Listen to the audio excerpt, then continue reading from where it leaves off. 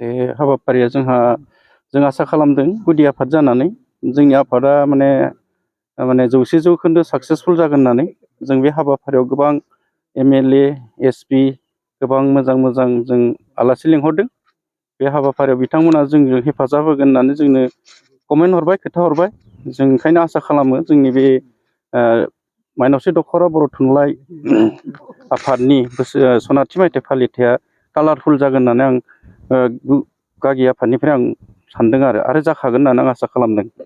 माबारिनिफ्राय जागोन मा जोंना 2023 मायथाइनि 31 माने सुनिबार देवबाराव जोङो बे जोंनि बे माबाखौ मिटिंखौ खुंनो थाखाय आखायाव लादो आरो गाहाय आलासि हिसाबै जोंहा मिरुनि बर' थुनलाइ आफादनि कमलाकान्त नीलकान्त बसुमतारी गयारिखौ जोङो खांख्रायदों।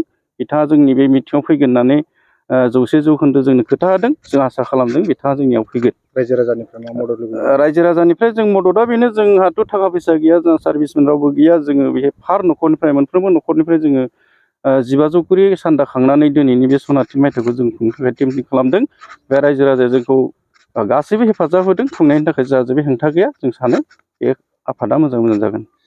बर' थुनलाइ आफादा 50 बोसोर सफैबाय। बेनिखायनो जों देग्लाय सनाथि मायथाइ हिसाबै फोरबो फालिनो लादों डिसेम्बर दाननि 30-31 खालार खालि।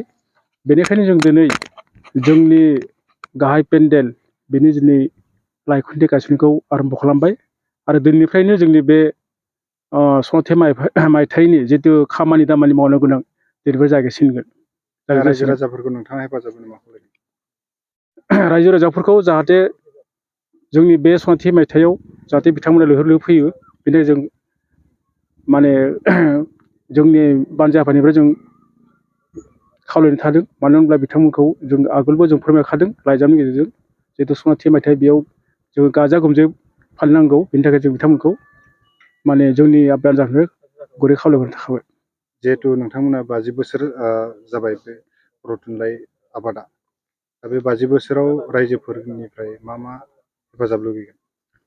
बेनो 50 बोसोर जानाय लोगो लोगो जोंहाथ' जेबो बे एरियायाव जेबो डेभेलपमेन्टनि माबा गैया, साख्रि बाख्रिबो गैया।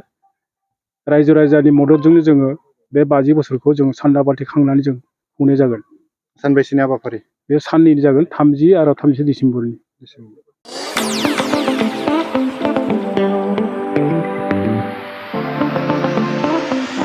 सानाय सुनाय बेरामनि जेंनायाव गोग्लैना थानायफोरनि थाखाय गोजोनथाव खौरां। गावनि देहानि सानाय सुनायखौ लानानै दुखुआव थानो गोनां गैला।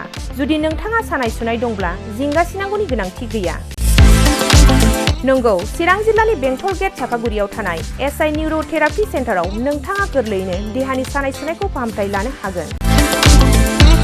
बे सेन्टाराव सिं सानाय, आफादावरि सानाय, मोदोम जरा सानाय, आइजोफोरनि जेंना, खर' सानाय बायदि बायदि रोखोमनि बेरामखौ फाहामथाय होनाय जायो।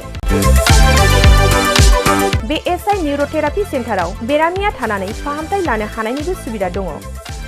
नोंथाङा SI निउर'थेरापि सेन्टाराव फाहामथाय लानो गोसो दंब्ला नैबे जानबुं नम्बर 7620160459 नङाब्ला 9476977956 आव थोंजों सुलाद लानो हागोन।